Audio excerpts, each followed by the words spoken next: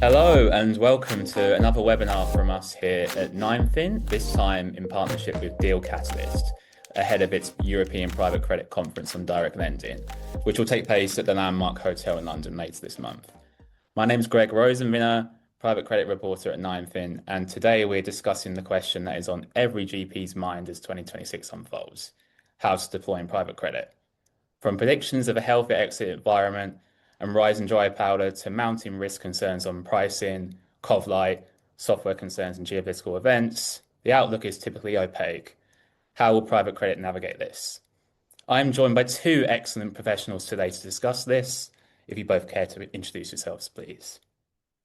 Thank you, Gregory. My name is Cécile Mayer-Lévy, head of private debt at Tikehau Capital. In a nutshell, Tikehau Capital is a European diversified asset manager with a clear focus on credit as a whole, and we have a very comprehensive platform to address any type of solution, not only CLO leverage loan, but also clearly a focus on direct lending and private debt secondaries as well. And I've been at Tikehau for now almost 13 years. Thanks, Greg, and thanks, Cecile. My name's Tom Mohan. I'm a partner at Bain Capital. I lead our private credit business in Europe, and I've been investing in the European private credit market for over 20 years now. We spend our time focused on providing senior debt and junior debt to mostly private equity-owned corporates in what we call the core middle market, which is, in our view, 10 to 75 million of EBITDA. And Bain Capital is a large asset manager in the private markets with different business lines. And the relevance of that to this call is that we connect all the time with colleagues who sit in industry teams investing in venture capital or private equity or in liquid credit markets. And we try and connect that knowledge to make decisions as we select companies for our portfolios.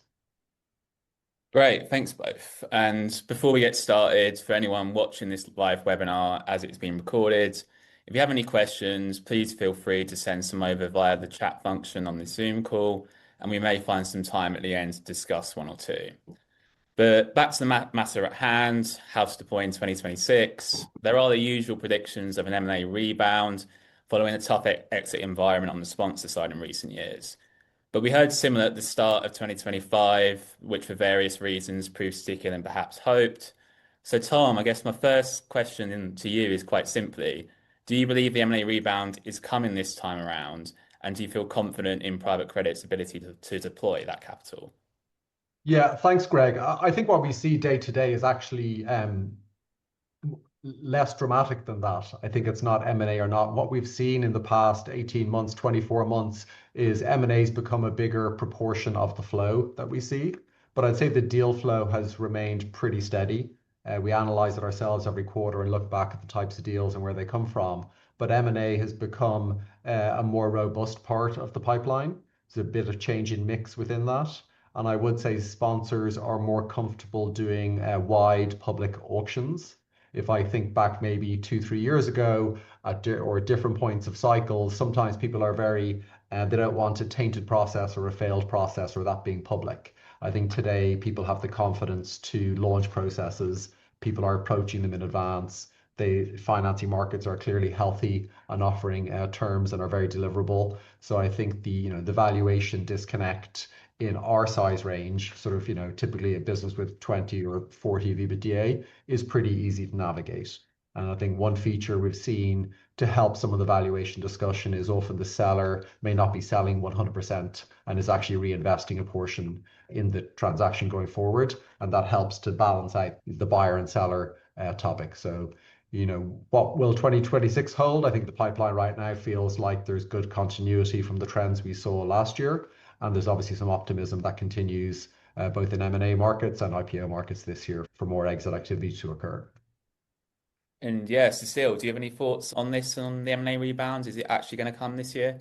Yeah, to add, indeed, most of our pipeline is fueled by primary transactions or M&A driven in a way, but also we have as existing private debt lender, an existing portfolio, which as incumbent lender are offering also many opportunities to continue to deploy. So that's the second part of what we see with a clear acceleration, and the current environment is a catalyst for build up and so buy and build strategies for many private equity sponsored backed transactions.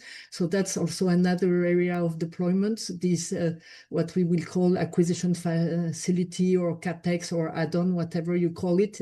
At the end of the day, it's one of the part of the deployment, and also some consideration of refi, because more and more we are targeting this quote unquote maturity wall, even if it's not real, but there have been a peak of activity back in 2021, 22, and therefore with this usual 7 years maturity financing solution, which were actually arranged, we're coming to a point where, and especially the most successful companies are looking to anticipate their refinancing need. And so we have this clearly balance between, so not only primary M&A, but also so add-on, and third leg, the refinancing activity, which is also quite interesting, and which doesn't require necessarily to have a new transaction as we speak. This being said, just to cycle back with what Tom was mentioning, we clearly have this view, and especially on the core mid-market where we are also focusing on, that this mismatch, valuation mismatch, price discrepancy are narrowing now, and private debt is clearly an excellent tool because we are very bespoke, flexible, we can be kept confidential, and so that's doesn't need to be a very open and extremely broad process, and you can test, bearing in mind that you can support a potential acquirer to come with a binding offer with a financial solution which is firmly confirmed on our side, while not necessarily all the market players are aware. And that's where, coming back to one of the key merits of the unitranche solution or private debt, is precisely that you can combine this flexibility, confidentiality, and reliability. Yeah, I guess following on from that, Cécile, the questions around deployment naturally follow dry powder for many private credit funds rising significantly recently. And I suppose that begs questions around pricing and covenants. Do you expect pricing to tighten further and covenants to loosen further amid the pressures to deploy?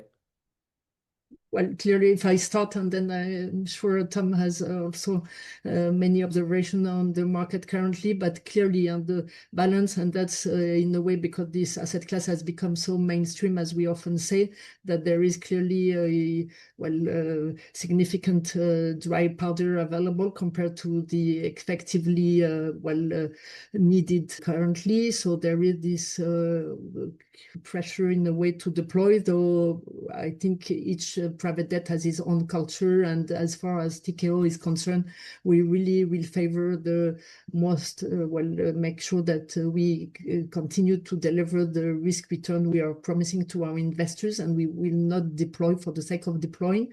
But fair to say that the dry powder is liquidity is abundant currently. That's also in a way the legacy of the success of the asset class. So more capital has been raised, and especially in Europe, where it was maybe always significantly lower than the US. Now it's clearly a very strong part of the way to finance companies, and there immediate and obvious domino effect is that more competition, and therefore we do see indeed a spread compression that we have been observing, not only on the spread per se, but also on the arrangement fee, liquidity, because that's a key feature of what we do as private debt fund, is to have this ability to not only actually have return based on the interest, cash or PIK that we derive, but also the arrangement fee.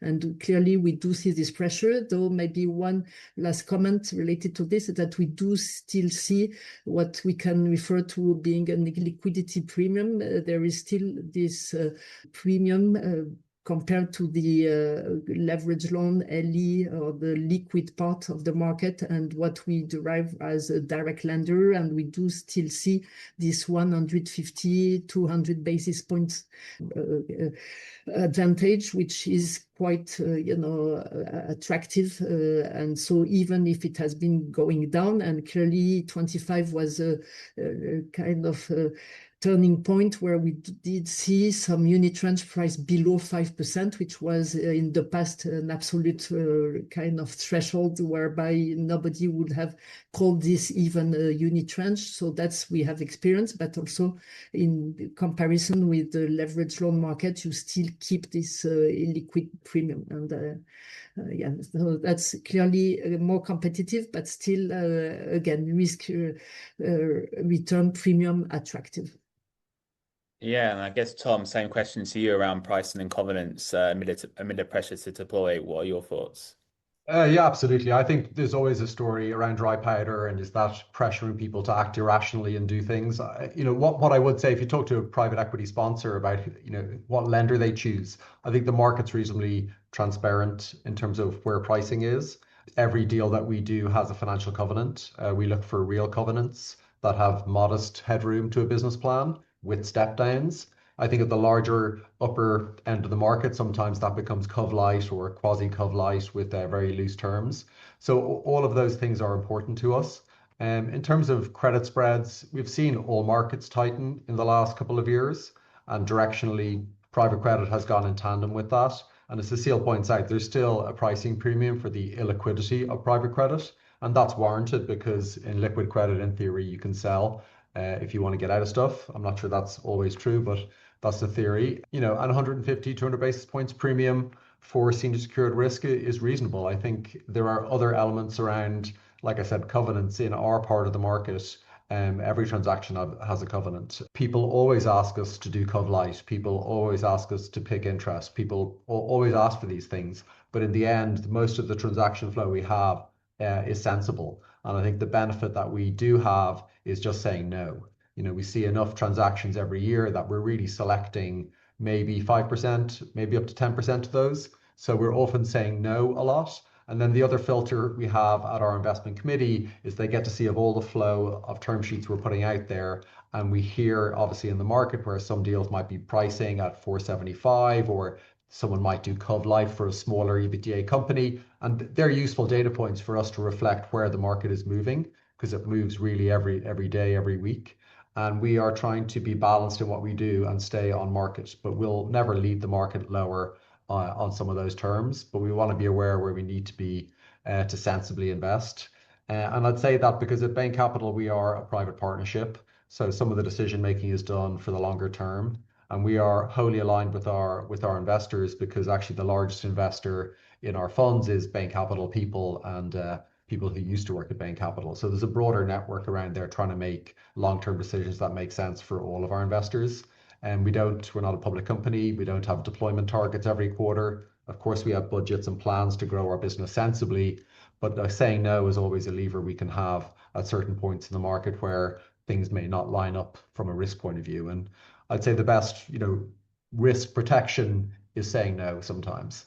Covenants, documentation, all that's great, but like credit selection can often be driven by your views on sectors. And it's some of that we do at Bain Capital, connecting with people in ventures or private equity or on the liquid markets to get a sense for what's happening in those sectors. Everyone at Bain Capital sits in an industry team, so there's experts everywhere with investing experience that we can tap into. And some of that informs our views on moving into certain sectors, which is another way to mitigate some of what we're talking about here in terms of competition. And that also helps build diversification, because having appetite to understand sometimes what are perceived as complex sectors can be to your advantage. They often come with some lower leverage, And that can mitigate some of what you're talking about on the headlines of spreads are tightening, covenants are going away. You know, spreads are absolutely have tightened in the past couple of years, but we still get covenants and we can still always build our portfolios by saying no. So there's a bit of selectivity there that we can employ in this market or any market. Yeah, I guess addressing what you're saying about sectors and deal flow, let's touch on the software sell-off, which has obviously been making headlines of late. 9fin Data actually recorded the first swing away from IT and software in Q4 25 for private credit, at least, when deal count pivoted for the first time in the past 2 years towards industrials instead. I mean, more can be read about this in our latest private credit data review for subscribers, and it's also on our insights page. But with that in mind, how do you both think the software sell-off will spill over into private credit deployment this year? And are you focused on the AI disruption opportunities that there are? Yeah, thanks, Greg. I might have a go at that one first, Cecile. Like in general, it's very topical. And we do view AI as having an impact on certain software businesses for sure, but not universally all software businesses. And we actually had worked with some of our industry research teams on the liquid side who had put together a framework. And this was discussed on Monday of this week with senior people at the firm of just trying to work through the factors of what are things that are more likely to be disrupted. And we put together a framework to analyze and apply that to 100 liquid names in the software sector. And on the private credit side, we can then digest that to figure out what our companies are similar to that. So there will no doubt be some disruption for certain parts of the equation, but we don't think it's going to be universal. And I'd further say AI is also being used in day-to-day workflows. We, for example, get monthly information on all the companies, and we use an AI tool that scrapes all that information and feeds models and reporting. So all of that's available. Our analysts are still in charge of the numbers being accurate and staying on top of things, but they have some of the manual labor taken out of some of their flow. And there's other ways we are using AI also to replicate, you know, you can connect a tool to a data room and ask for some simple summary of certain topics. And that's a good starting point for your work. But I don't think it's going to necessarily replace all the investors in our team, for example. You still need judgment, you still need experience, like some of those things do apply. But in the broader markets, it is very topical, and we do think there will be an impact absolutely on some portion of the software business that are out there. But it is case specific, and there's some commonalities. And I'd also say we're probably early in the journey of digesting what AI really means for all companies, including software ones. So this is definitely a live topic that will evolve as we all see more happening and see adoption of certain products and what that means for certain businesses, including software ones. Yeah, Cecile, same Yeah, question to no, you. to add, and it's very interesting to realize that we are all, getting wide open and wide aware that it's clearly a turning point. It's top of mind. So on our side, indeed, we had actually this morning an investment committee, and we have now welcome a new member of our IC, which is an AI IC member. So we have worked, and meaning that it means we have put in place a whole, system to make sure to analyze and so on. So we have automatized many and really make sure that on our side, the way, so to echo what Tom was saying, the way we work is really integrating now, AI tools to make it more efficient. Therefore, our younger people can really focus on more value add type of task. For instance, contact for due diligence sector experts and spend more time rather than copy paste some data. So now we are live. We have a whole system, our own LLM. But the more important is that we have added now for a year and a half a new section on our investment memo to assess the risk and opportunities driven by AI for each companies. And we have also conducted a full survey on our existing portfolio to assess where there could be some risk and how we can actually support and help management team, which are not necessarily on their own aware of all the, the progress and the speed of disruption. So that's really very top of mind of every people in our team. And more importantly, I will say that coming back to your question in terms terms of sector allocation. Indeed, for many years, that was something very widespread. You will listen to any private debt fund globally, even if everyone was trying to be differentiating in his allocation and deployment. That was always healthcare, business services, professional services, and software was a solid 1/3 of many portfolio companies with very high valuation and therefore also implied quite high leverage. So in terms of LTV, it was quite maybe low, but compared to other sectors, quite high, because again, you were seeing some companies valued above 20 times EBITDA. So it was quite common, and I guess to see those B2B software with leverage at around 8-9 times. So that's going to be, we think, and especially amplified by this weak panic with the software repricing and the, now eye-openness that many private debt funds are very loaded on those professional software companies.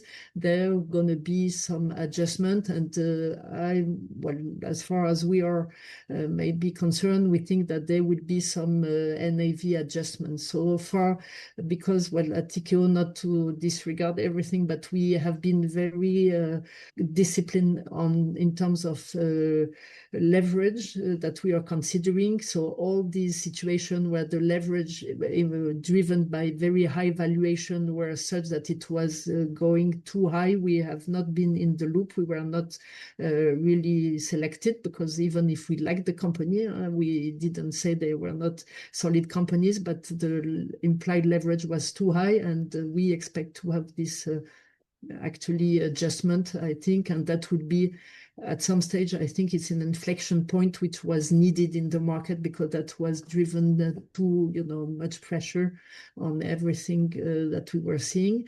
That's I think it's a very interesting point of time now that we will see this readjustment, and clearly that will lead probably to more bifurcation on the market. So you will see some software-based company which will take advantage of the AI actually really trend, while some will be too much behind and probably will become maybe more stranded assets. So that would be an interesting point of time. And as just mentioned, because there has been a lot of news line and headlines on this matter, but just to maybe just I won't say as best as he did, but Jensen Huang recently said that not all software companies are going to be completely disappeared, and that will be also an acceleration for all this AI adoption, that you will need to rely on some existing quite advanced tools as well. So that's where, again, there will be this bifurcation, and you will see some differentiation. And I think we need to be really supported by experts that we do have also here internally at Tikehau, but also we rely. And now we do see also that's very interesting trend. We have come up with some traffic light type of metrics to assess risk and opportunities for our portfolio company for the new investment. But you do see more and more dedicated due diligence to this matter, and that's a top of mind question for many PE fund to review when they look at companies, which was maybe a year ago not that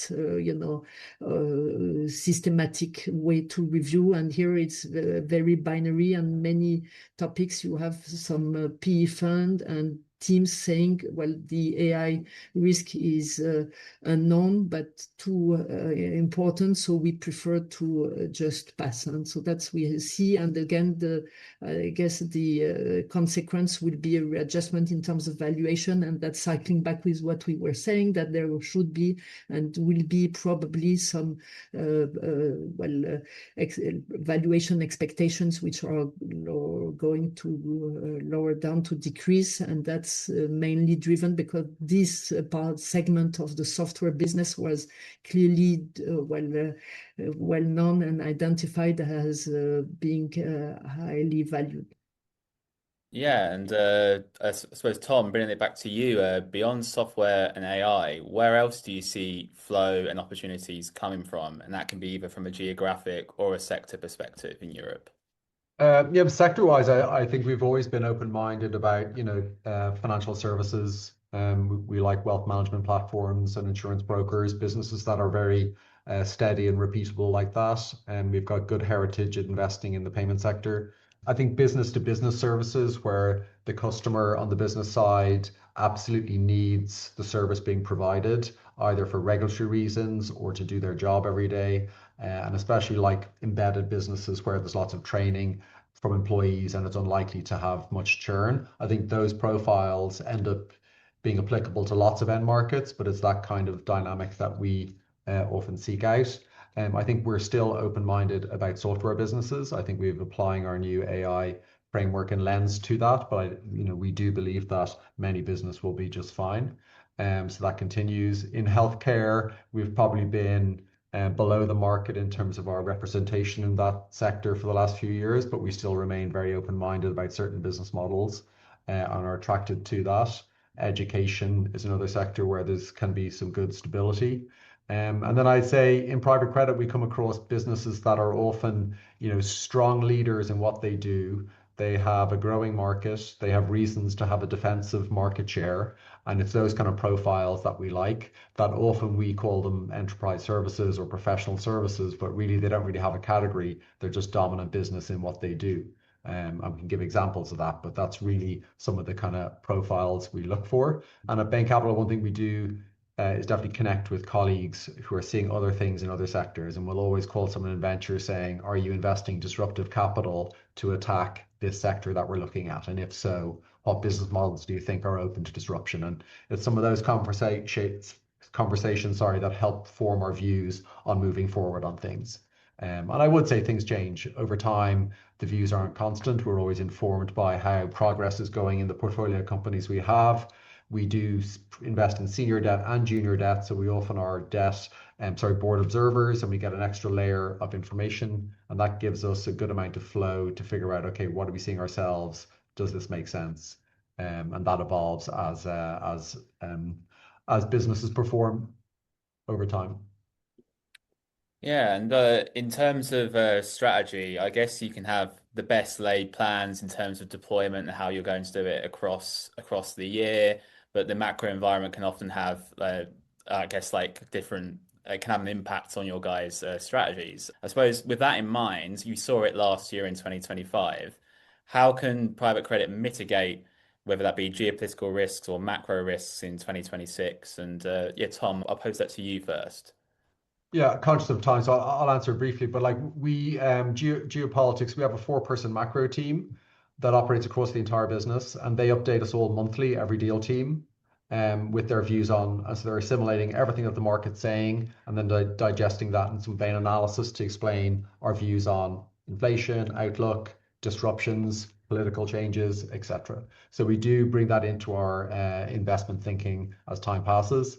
We saw during COVID, we saw supply chain disruption. We've seen how the market reacted last April when Trump came out with what he came out with. I think we've seen volatility over the course of time, and we've lived through the GFC. We've lived through cycles over time, and I think we're always conscious of that. And we just stay close to our portfolios. We have monthly calls to go in depth. We have weekly calls for the whole deal team to go through anything that's topical on pipeline and portfolio. So people are all over it in terms of paying attention, but it is sometimes live, and sometimes we end up like when COVID happened, everyone just gets more information.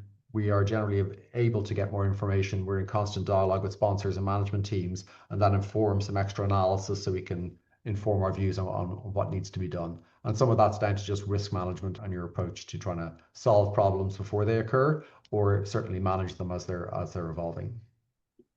And Cecile, I guess with just maybe a couple more minutes to go, same question to you. How can private credit mitigate macro and geopolitical risks in 2026? And is flexibility and strategy key for you guys at Tikehau? Yeah, no, indeed. And that's a good way also to link back to the sector allocation, because that's part of the analysis. Maybe just a step back, precisely private debt has prevailed because that was quite immune from, market deviation or volatility. So that's one. But needless to say that especially since COVID, there have been a lot of external factors which are impacting, and that we should be completely well aware of what's happening, and make sure that the management company, especially the team there, are well aware of the potential risks they are facing. And so we have this view that some actually sectors are driven by the geopolitical environment. We are at TKO we have a dedicated team to aerospace and defense from many years now, started a dedicated private equity fund, but still we have those experts, and we have teamed up with large corporate in that field that's helping us to see. So defense clearly is something which is quite now widespread among private debt funds that we do look at, and we have also, driven by the current trend of need for digitalization, also metrics are more and more something that we need to factor into. And just to wrap up here, clearly there has been many opportunities driven by this volatility, which has been maybe more impacting the liquid part of the market, and therefore private debt was very often the solution, with bearing in mind that we need to build diversified portfolios. So we are quite agnostic when it comes to sectors.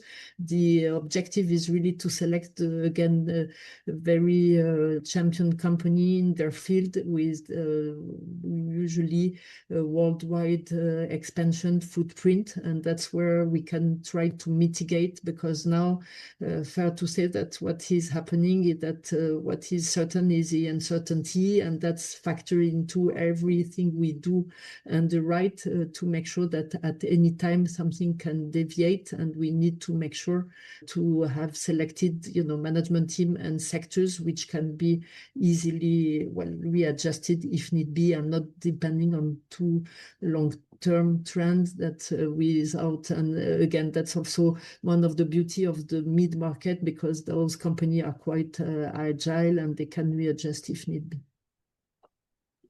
Great, thank you. As ever, with these discussions, we have overrun a little bit, so I guess we'll finish there. It will certainly be interesting for us at 9Fin to closely follow how private credit funds will deploy across Europe in 2026. I just want to say thank you to everyone for signing up to this webinar and for listening, and also to Cecile and Tom for sharing their time and expertise with us. Both Cecile and Tom will be speaking at Deal Catalyst's European Private Credit Conference on direct lending, which will take place on the 23rd of February in London. So make sure to catch them there, and a host of other industry professionals. But yeah, on that note, thanks again, everyone, and please do keep an eye out for future 9Fin events and webinars coming soon.